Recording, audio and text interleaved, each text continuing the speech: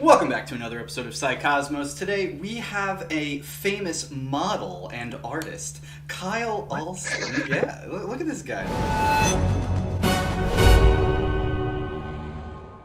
So this is Kyle Alston. He is a artist entrepreneur. Is that a good title for you? No, but we'll go. So Kyle and I actually we lived together in college, so there's some history here. Having to live with somebody who is so rugged, so intelligent and handsome and nice. I know. I would blush. I'm just feeding you lies. So Kyle, tell us a little bit about yourself. Tell us about what you do, your adventures, in life and everything else. Okay, yeah. So right now I am a graphic designer for an architect firm on Main Street in Columbia called Quackenbush Architects and Planners. They made a bunch of stuff, funnily enough, that have been kind of connected to me in my life. They've done a lot of work for USC. They did this huge $50 million football operations center that's right across the street from the Coliseum. They did some renovations for Ridgeview High School, which I went to. They built Blythewood High School, which I graduated from. They've done things for Midlands Technical College, which I also attended, and like I said, USC. So they do a lot of schoolwork, K through 12 and higher education, and I am their marketing coordinator, and I do all that stuff for them. And I graduated from USC, like I said, and in graphic design, and that's where I met my beautiful, lovely girlfriend Cody, and we lived together here in KC. There you go, Casey. Oh, yep. The memories are flooding back to me.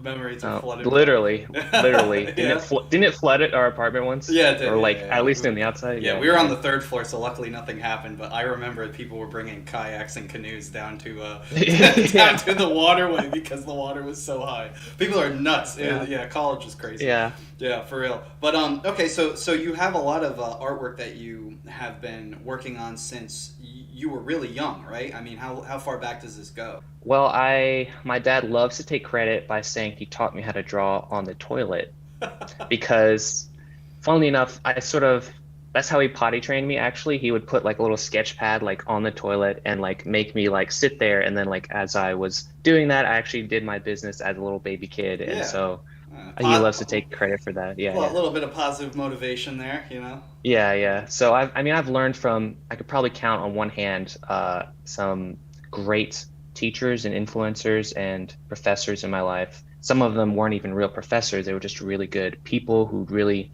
steered me the right direction of just following your passion and following what you want to do and staying creative, because it's so important. Yeah. What initially inspired you to get into art? Was it TV shows, movies? Was it anything, books, anything that you were seeing when you were younger?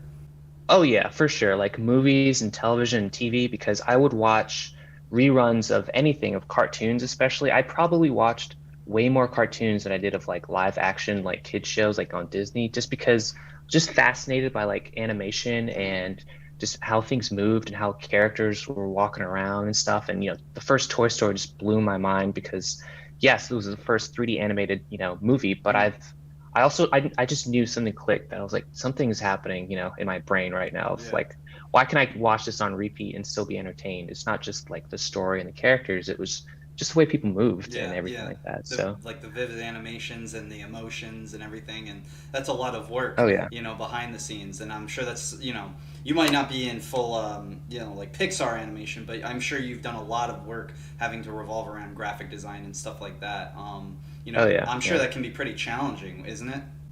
Oh yeah, it can be. Funny enough, for anyone who either wants to do that in their life, specifically at USC or anywhere else, just keep in mind that I knew nothing about graphic design when I started. Right. I didn't even really, I've never heard of Adobe Illustrator before that. I've played with Photoshop like once or twice in my life, and yet I still managed to not only make it through the program, make it into the program, because at USC, you can't just major in it, you have to apply for it. And if you fail that application, you have to wait another year. Yep. And I knew I didn't want to wait, so I just kind of dug deep and put my nose to the grindstone. I did everything I had to do to get in that first year, and I did. And not only was I in, I actually learned a lot, thankfully. But that's just an aside. Just if you are thinking about making a career change or thinking about doing something, you think you can't do, even if it's not drawing or if it could be playing an instrument or something, it really doesn't take as much as you think to really get started. You know, like you can just getting started. If you could do that much, you've kind of beaten a lot of other people already. And sticking with it, obviously, is the next big step. And we all struggle with that with everything, but I do that a lot as an artist too. I'll put off drawing things for a few weeks, or even at the worst of it, a couple of years ago, it was like for years, and I just had to make myself get back into it. And, you know, so just stick with it, and really anyone can do anything. Really, I know it sounds really cheesy and Disney, but it's true. Not, I mean, it's true. Yeah. What helps you stay motivated and committed to your artwork? I mean, other than money, you know, if you're working for it, you know, because that's I would say that that's probably the biggest motivator for people who are getting into a lot of the newer forms of artwork. People who are probably more into like painting and drawing on physical canvases are probably not in it for the money as much as people who want to go and become a Pixar animator. Although all means of performing art and doing art and creating art is difficult. So what, for your specific niche, what is a great way to stay motivated and committed to your work? It's pretty simple. I would say if you are already an artist and you're maybe struggling with wanting to stay into it or anything like that, just keep in mind, follow the artists you really like. I would say if you can, I mean, I am super into comic books, but if you can, just like try to copy what their style of drawing and just get into it. And you know, you can make a list of the things that you love to draw and keep it very personal. You don't ever have to show anyone, but just keep it running. And you know, a sketchbook is more than just a sketchbook. It's more than just a portfolio, semi-portfolio. Really, it's not a portfolio, but you know what I mean. It's really just a journal. I probably write half, like 50% as much as I draw in a sketchbook. I will have drawings on one side of the page, and I will write pretty much whatever thoughts or ideas I have for, like, if I'm drawing a person's head, I'll draw around the person's head, or I'll write around the person's head of just things I want to do, or it has nothing to do with drawing. And it's just a sketchbook really just is just a instant journal that you can just keep forever and document that part of your life, and just really keep everything personal to stay connected and do what you want to do in terms of drawing or painting. You know, it can be very easy, especially with Instagram. I'm sure a lot of artists have had struggles, including myself, looking at all these amazing finished pieces of artwork on Instagram. And I follow so many artists, like my ratio of followers to me following people is so skewed, but I'm like, oh my gosh, all these people. But you know, they're only posting their best work. You don't see their failures half the time. That's true. More than half the time. Almost all of the failures, they get thrown out. Nobody shows their bad artwork. Yeah, and that's actually something that I'm going to start doing too, probably even on my personal website, because that's going through a revamp right now.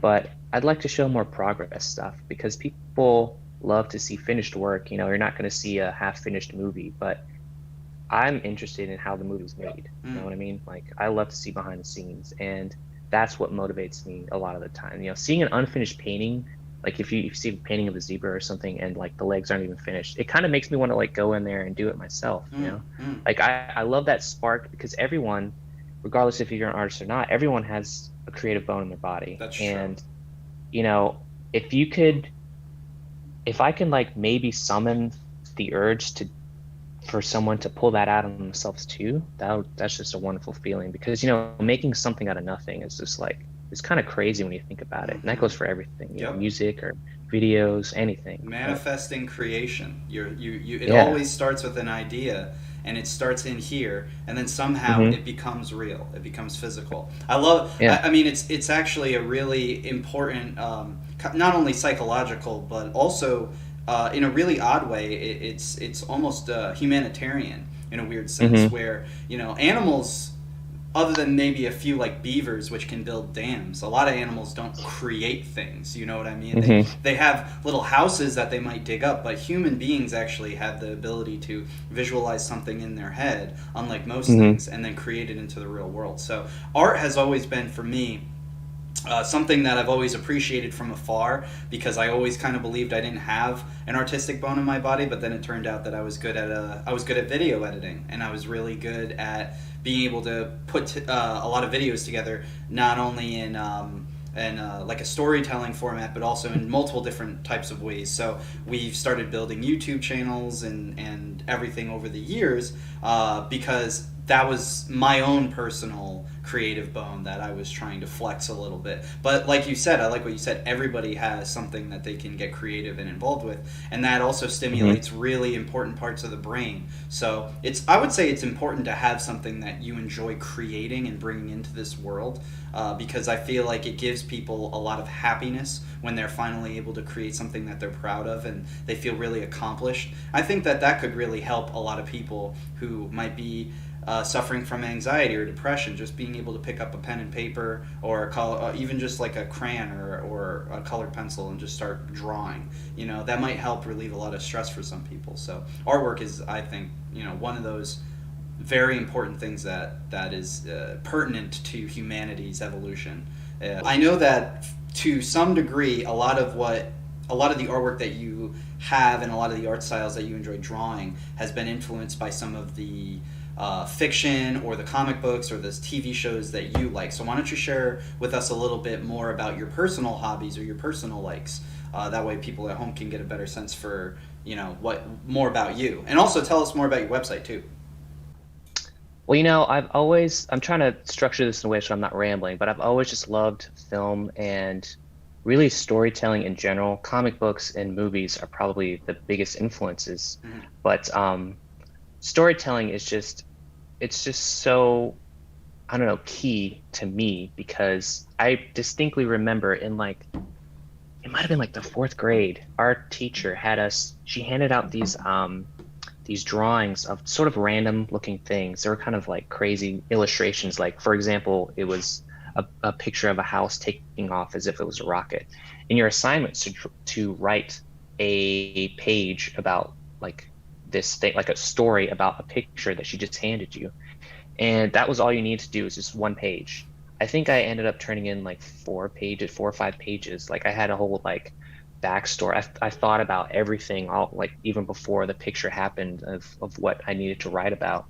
And I think that struck a nerve, because storytelling is just one of the most ancient things ever for like human civilization. Right. And I think we all enjoy a good story, and I think making one, and I've tried my hand at comic books back in the day, and by today's standards are pretty goofy, but I might try my hand about it, in the future. Yeah. You'd be good at it. But yeah, I think it's really fun, and just but as far as like some of my favorite things, but yeah, like I said, Star Wars is really classic. I like a lot of Batman. I do love like Green Lantern, despite the Ryan Reynolds movie from 2009 or whatever. I don't know what you're talking about. We're gonna pretend Yeah. like that doesn't exist.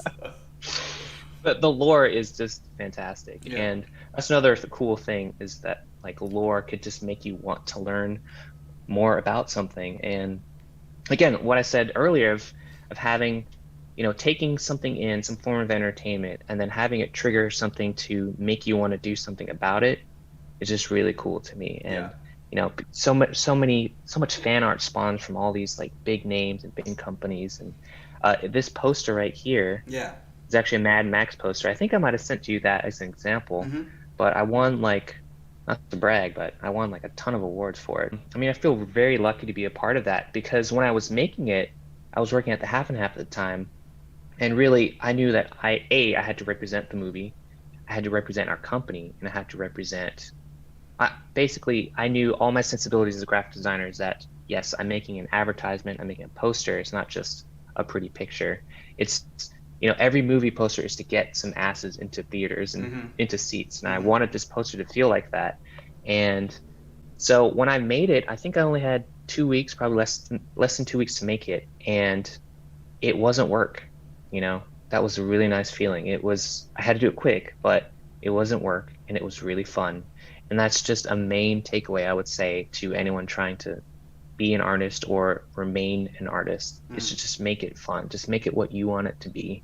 Because I don't know if you've ever taken like a drawing 101 course for college, we all had to take it, even as a graphic designer, we had to draw cardboard boxes and stuff. And it's not what I want, but I understood the fundamentals that like they want you to get into it. But if you can make it past some of that boring stuff and do what you want to do, then you're kind of golden, man. Like you can just let it ride and just see where it takes you. And it's just amazing. Yeah, powerful advice from a powerful artist, indeed. For sure. No, I've seen your shit, man. It's really impressive. You have some awesome Thanks, art. man. Yeah, no, seriously. I remember coming home a lot of the times back a few years ago when we would live together, and you'd be working on some massive project, and it was always very cool. So, all right, so let's do a quick fun side question. Who is the greatest designed character of all time? Ooh, it's tough because I'm trying to separate it from my favorite. Yeah. But the greatest, I feel like it's pretty subjective. I don't know about that one because I personally think Rolf from Ed, Edd n Eddy is by far oh my god, the best designed character. You went there first. I was gonna mention that show later, dude. You really caught me off guard. I have to say Rolf from Ed, Edd n Eddy by far. Yeah, his chin, his purple hair, everything about him just. It's godliness. It's just so great. His voice, everything. So we agree. Rolf is by far. Yes, you're correct. Number one. Okay. Super S tier. Yes, super S tier above everybody else. Yeah. Okay. Just making sure. God. Just making sure. I want to make sure my art, aesthetic, my taste is good and it's on par with an expert designer. So Kyle, I wanted to thank you for coming onto the podcast today. I wanted to give you an opportunity to tell people at home how they can follow you. Kyle's an amazing artist, so please go check him out. Sure. My website is kylelalston.com, and like I said, it's actually going through some changes. Got to doing a lot of updates and pretty much revamping the entire website. So what you see isn't what you're going to get in the end. And my Instagram is kind of mainly where I sit. I don't really use Facebook and all that other stuff, but it's called The Chocolate Asian. That's a hint if you ever want to know my ethnicity. There you go. But yeah, that's like the main plug. That's where you can mostly find me right there. But wonderful. Yeah. Wonderful. Hello, Ed boys. Many doors, yes? Too much? Or couch potato Ed boys like yourself? Go check out Kyle Alston and his artwork because he's got some great stuff. Please go support him. Go follow him on Instagram and look for more engaging content from Kyle. Also, thank you for watching. If you enjoyed this video, make sure you like and subscribe. Comment down below what you thought and tell us more about any other guests that you'd like to see on the podcast, as well as any other video ideas that you guys have. Kyle, I wanted to thank you once again. Thanks for coming on to the podcast. Is there anything left that you wanted to say to the beautiful people at home watching? Stay healthy or get ugly. I don't know.